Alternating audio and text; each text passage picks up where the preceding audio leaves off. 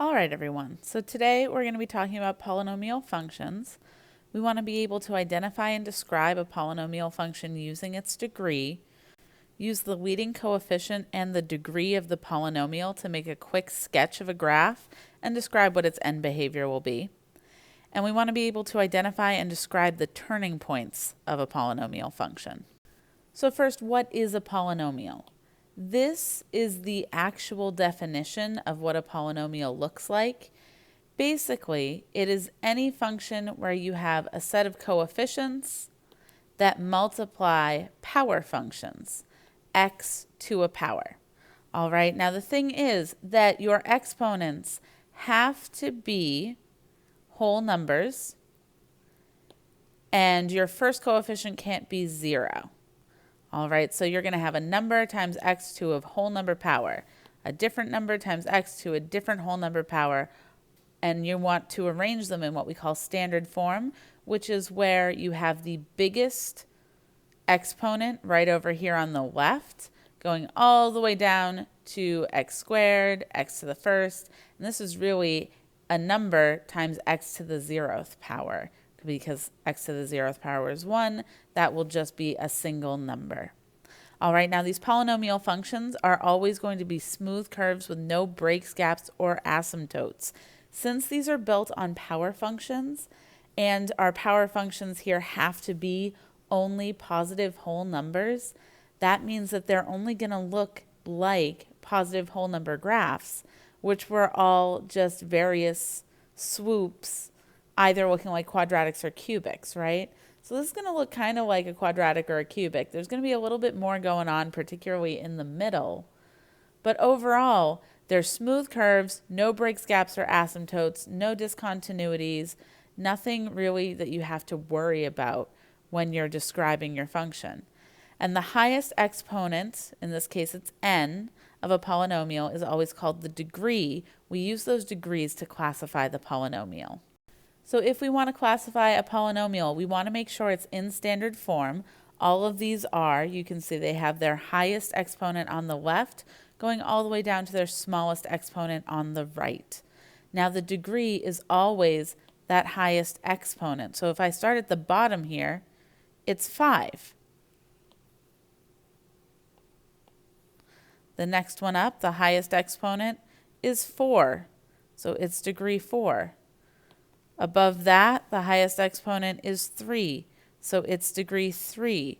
Same with our third function down. The highest power there is a 2, so it's of degree 2. Now above that, we see plane x. If you see plane x, you really have x to the first power, so that's degree 1. And above that, f of x equals 2. That's really 2 times x to the 0, so that's of degree 0. Now, all of these different degrees have names, and you are responsible for those names. If your degree is 0, it's really a constant function, which we actually already knew. If it's degree 1, it's actually a linear function. That's why we pay so much attention to those in Algebra 1. Degree 2 is a quadratic. And degree 3 is a cubic. Now, you already know all 4 of these terms. The only ones that are new to you are quartic for degree 4 and quintic for degree 5. So I would like you to please tell me, what is the degree of this polynomial? Answer in the sidebar. And since this polynomial had degree 4, what does that make its classification? Answer in the sidebar. Another try, what is the degree of this polynomial? And what is its classification? Now, when we talk about end behavior, these graphs are all going to look like essentially their leading term. The leading term comes from standard form. When your equation is written in standard form with the highest power on the left, lowest power all the way down on the right, you're looking at just that first power function. And that's really the general shape of the graph. In the middle, you're going to get some extra squiggles. Those don't have an effect on end behavior. So if your function is even, like these are, if it has an even power on it, it's going to look a lot like x squared, whether it goes up or if it has a negative in front of it, if it goes down. Just like with power functions, if you had x to an even number and it was a whole number, they all looked kind of like one of these two functions. They just got boxier and boxier. The same thing is going to happen with our polynomials, but you will find that in the middle, there might be a little bit more swooping and a few more wiggles there in the middle. So since x squared goes up on both ends, our end behavior says that as x moves to the left, f of x moves up, and as x moves to the right, f of x also moves up. Now, when we have an even power but a negative coefficient, you see both ends go down. And so our end behavior is that as x moves to the left, f of x moves down. And as x moves to the right, f of x moves down. Now, if we have an odd degree polynomial, so we have an odd power, you see these graphs look a little bit more like the cubic function, because all of our odd whole number powers make a graph look like a cubic function. They might get a little bit taller and skinnier, but overall they have the same general shape. If they have a positive coefficient in front of them, they go off in either direction, but they start down and go up. If they have a negative number in front of them, they start high and go low. All right, so when we talk about our end behavior for an odd power with a positive coefficient, as x moves to negative infinity, so does f of x. And as x moves to positive infinity, so does f of x, because it moves up. But if we have a negative leading coefficient, a negative number in front of that, it flips it over the x-axis so that as x moves to the left, our graph actually moves up instead of down. And as x moves to the right, our graph actually moves down instead of up, because the opposite thing happens because we have that negative leading coefficient.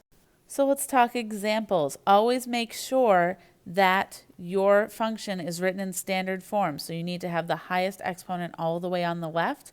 I see that's true of all of these different functions on this page. And you always really are just going to be concerned with that very first leading term.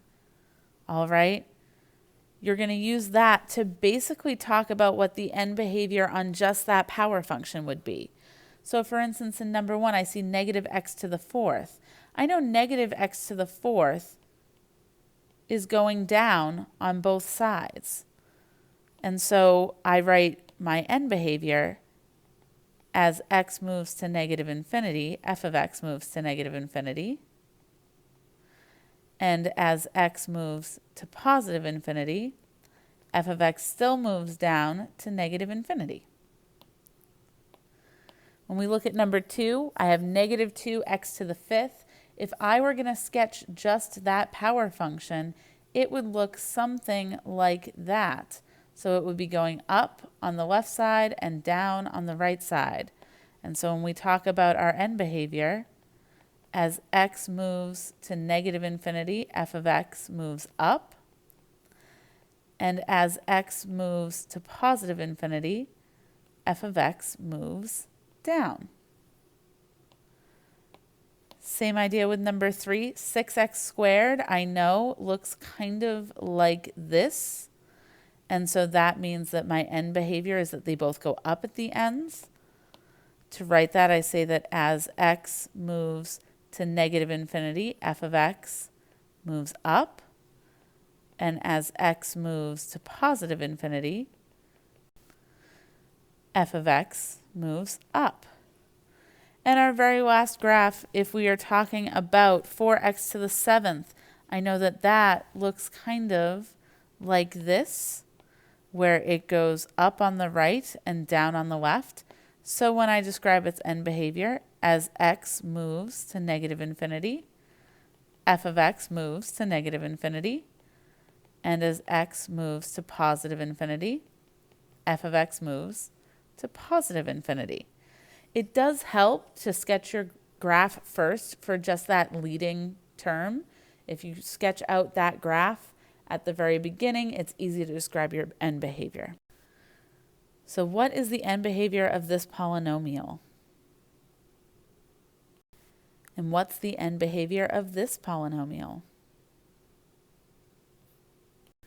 So let's talk a little bit about what's happening in the middle of a polynomial. In the middle of a polynomial, you're going to see some squiggles, and turning points are going to be the points at which the polynomial is going to switch direction. It's going to be going up, and then it's going to change and start going down, and then it'll change and start going up. Every time it changes, that's a turning point. Now, if the turning point is higher than any of the nearby points, meaning that it looks like this, that point is going to be a relative maximum. Versus if your points are getting small and then they start to get big, this point is called the relative minimum, the turning point where the turning point is lower than any nearby point. That's called the relative minimum. Now these maximum and minimum values together, we can call them extrema.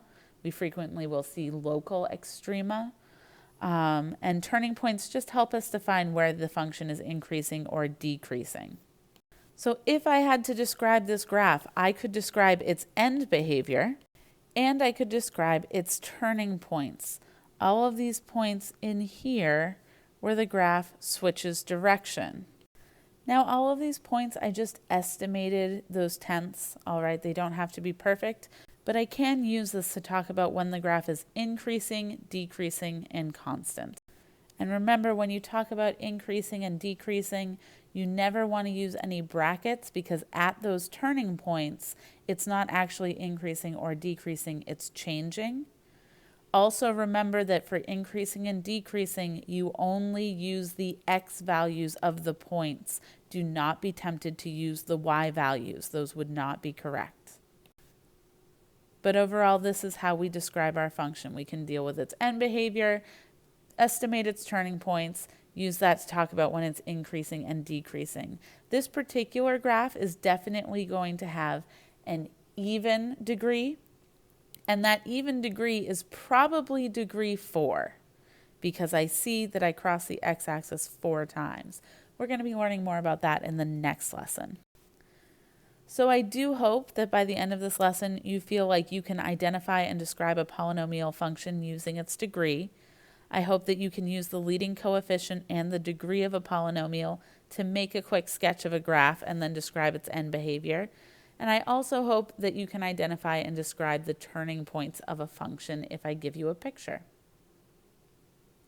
Have a great day, and I will see you in the next class.